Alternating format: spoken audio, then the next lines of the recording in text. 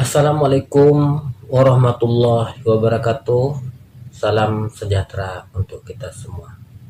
Baiklah, sebelum kita masuki pertemuan kita pada kali ini, perlu Bapak ingatkan kepada seluruh para peserta didik agar selalu mematuhi protokol COVID-19, tetap di rumah, jaga kesehatan, dan selalu belajar walaupun kita masih dalam suasana belajar daring. Baiklah, adapun materi kita pada pertemuan kali ini yaitu tema 8, sub tema 2, pembelajaran 3 dan 4. Adapun materi yang harus kita bahas pada kali ini yaitu bahasa Indonesia. Yang kedua ada IPS, dan yang ketiga ada PPKN. Nah, sekarang kita masuk materi kita yang pertama, yaitu bahasa Indonesia. Nah, pada materi bahasa Indonesia kita sudah belajar tentang cerita. Nah, sekarang Bapak akan lebih menekankan bagaimana langkah-langkah membuat cerita. Nah, langkah-langkah membuat cerita itu ada 7. Yang pertama, kita harus membuat sebuah judul. Nah, yang kedua, kita harus membuat sebuah tokoh. Nah, tokoh kita sudah belajar tentang penokohan. Tokoh itu ada tokoh protagonis, antagonis, dan tritagonis. Nah, selanjutnya kita harus membuat sifat tokoh. Nah, sifat tokoh bisa kita lihat apakah sifat tokohnya baik, jahat, atau sifat tokohnya netral. Nah, selanjutnya kita harus membuat tempatnya. Nah, tempatnya di mana kita membuat sebuah cerita. Selanjutnya ada awal cerita. Nah, awal cerita tadi kita harus bisa membuat sebuah konsep terlebih dahulu yang sering kita sebut dengan gagasan pokok dalam sebuah cerita.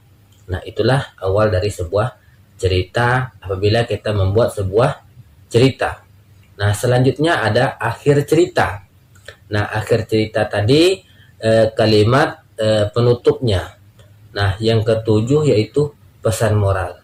Nah, jadi setiap cerita yang kita buat, ya, kita harus bisa membuat pesan moral agar setiap pembaca dari cerita yang kita buat tadi, para pembaca bisa mengambil mana pesan positif dan mana pesan negatif agar bisa menjadi bahan contoh sikap perilaku. Nah, pada langkah-langkah cerita ini, ya, untuk membuat sebuah cerita ataupun sebuah pengarang, ya, kita baru tahu, ya, seorang pengarang atau yang membuat sebuah cerita itu termasuk salah satu pekerjaan. Nah, apakah jenis pekerjaan seorang pengarang? Nah, jenis pekerjaan seorang pengarang ini bisa kita lihat, ya. Apakah jenis pekerjaan pengarang ini sebagai menghasilkan barang, apakah jenis pekerjaan para pengarang ini sebagai menghasilkan jasa. Nah, bagaimana yang dikatakan sebagai kegiatan yang menghasilkan barang? Nah, kegiatan yang menghasilkan barang, ya, itu sama dengan pekerjaan yang hasilnya berupa barang, memiliki barang, benda. Sedangkan kegiatan yang menghasilkan jasa itu tidak berupa benda, ya. Itu bisa berupa pikiran, bisa berupa tenaga. Itulah perbedaan kegiatan yang menghasilkan barang dengan kegiatan yang menghasilkan jasa. Nah, kita kembali pada materi kita yang pertama tadi. Apakah seorang pengarang tadi, ya, termasuk kegiatan ekonomi yang menghasilkan barang? Apakah kegiatan ekonomi yang menghasilkan jasa? Nah, sekarang para peserta didik dapat melihat dan mencerna bagaimana jenis kegiatan seorang pengarang. atau pengarang cerita. Nah, kalau berbicara tentang kegiatan ekonomi, sudah Bapak jelaskan pada materi sebelumnya, ya. Jenis kegiatan ekonomi dan kegiatan ekonomi. Nah, kegiatan ekonomi ini ada 3, ya. Ada kegiatan ekonomi berupa produksi, ada kegiatan ekonomi berupa distribusi, dan ada kegiatan ekonomi berupa konsumsi. Nah, 3 jenis kegiatan ekonomi ini harus jalan, tidak dapat dipisahkan antara yang satu dengan yang lainnya. Nah, mana yang dikatakan kegiatan produksi? Kegiatan ekonomi produksi ini adalah kegiatan ekonomi sedang proses, ya, yang membuat. Nah, sedangkan distribusi itu proses pengiriman barang. Nah, sedangkan kegiatan ekonomi konsumsi yaitu pengguna, pemakai, baik itu berupa makanan maupun yang bukan makanan. Nah, selain kegiatan ekonomi, ada juga yang namanya pelaku ekonomi. Nah, pelaku ekonomi juga sejalan dengan kegiatan ekonomi. Nah, mana yang dikatakan pelaku ekonomi? Pelaku ekonomi juga ada 3. Yang pertama yaitu produsen, yang kedua yaitu distributor, dan yang ketiga adalah konsumen. Mana yang dikatakan pelaku ekonomi berupa produsen, yaitu orang yang membuat atau mengerjakan sebuah barang. Sedangkan distributor adalah orang yang mengirimkan barang. Sedangkan konsumen adalah orang yang memakai. Contohnya seperti kita membeli baju. Nah, baju yang kita pakai itulah yang kita yang memakai bajulah yang namanya konsumen. Nah, pelaku ekonomi, mulai dari pelaku ekonomi, kegiatan ekonomi, jenis ekonomi, dan membuat sebuah cerita, ya, itu termasuk sebuah kegiatan atau pekerjaan dari kegiatan ekonomi. Nah, sekarang kita masuk materi berikutnya, yaitu tentang keragaman. Nah, kenapa dikatakan keragaman? Karena semua yang Bapak sebutkan semua tadi itu adalah berupa jenis keberagaman. Ya, salah satunya adalah keberagaman pekerjaan. Nah, selain keberagaman pekerjaan, ada juga keberagaman agama. Selain keberagaman agama, ada juga keberagaman suku.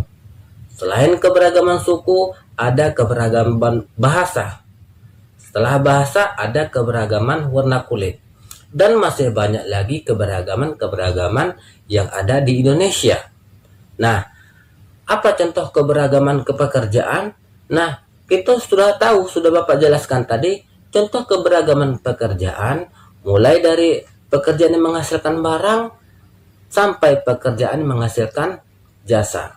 Ada yang bekerja sebagai petani, pedagang, dokter, ya, guru, ya, pekerja industri, buruh, dan lain sebagainya. Itu adalah keberagaman pekerjaan. Ada lagi keberagaman agama. Nah, keberagaman agama di Indonesia, terutama yang ada di sekitar kita ini, ada banyak, ya. Mulai dari agama Islam, Hindu, Buddha, Kristen, dan Konghucu. Itu adalah keberagaman agama. Sedangkan keberagaman suku, ada suku Batak, suku Melayu, suku Bugis, suku Jawa, dan masih banyak lagi keberagaman suku yang ada di sekitar kita. Nah, selanjutnya ada keberagaman bahasa. Nah, keberagaman bahasa itu ada menggunakan bahasa daerah. Mulai ada yang menggunakan bahasa daerah Batak, ada yang menggunakan bahasa daerah Melayu, namun bahasa kita tetap satu, yaitu bahasa Indonesia. Karena bahasa Indonesia adalah bahasa pemersatu. Walaupun bahasa Indonesia sebagai bahasa pemersatu, namun bahasa daerah tetap kita lestarikan. Selanjutnya ada keberagaman warna kulit. Ya, Di Indonesia kita tahu, terutama di sekitar kita, ya, ada keberagaman warna kulit. Ada warna kulitnya hitam, ada warna kulitnya sawo matang, putih, kuning langsat. Nah, itu adalah salah satu contoh daripada keberagaman warna kulit. Nah, apabila kita sudah menjunjung tinggi, ya, sudah menghargai yang namanya keberagaman, maka lahirlah yang namanya toleransi dengan sesama. Nah, sudah Bapak jelaskan apa yang dimaksud dengan toleransi. Toleransi adalah sikap saling menghargai dan menghormati. Itulah toleransi. Apabila kita sudah menjunjung dan menghargai yang namanya toleransi, maka akan lahirlah yang namanya hidup rukun antar sesama, terutama di lingkungan sekitar kita. Nah, jadi kita harus menanamkan sikap toleransi dengan adanya keberagaman. Apabila kita sudah menanamkan sikap toleransi dengan adanya keberagaman yang ada di sekitar kita, maka kita akan hidup rukun. Nah, apabila kita sudah hidup rukun, maka kita akan akur dengan sesama teman, tetangga, ya, dengan orang lain, karena kita sudah menanamkan sifat saling menghargai antar sesama. Nah, Bapak harap para peserta didik dapat memahami dan mengulangi materi-materi bagaimana contoh-contoh toleransi, jenis-jenis kegiatan ekonomi, dan cara-cara membuat sebuah cerita. Nah, mungkin hanya inilah yang dapat Bapak sampaikan. Bapak tutup dengan wabillahi taufik wal hidayah. Wassalamualaikum warahmatullahi wabarakatuh.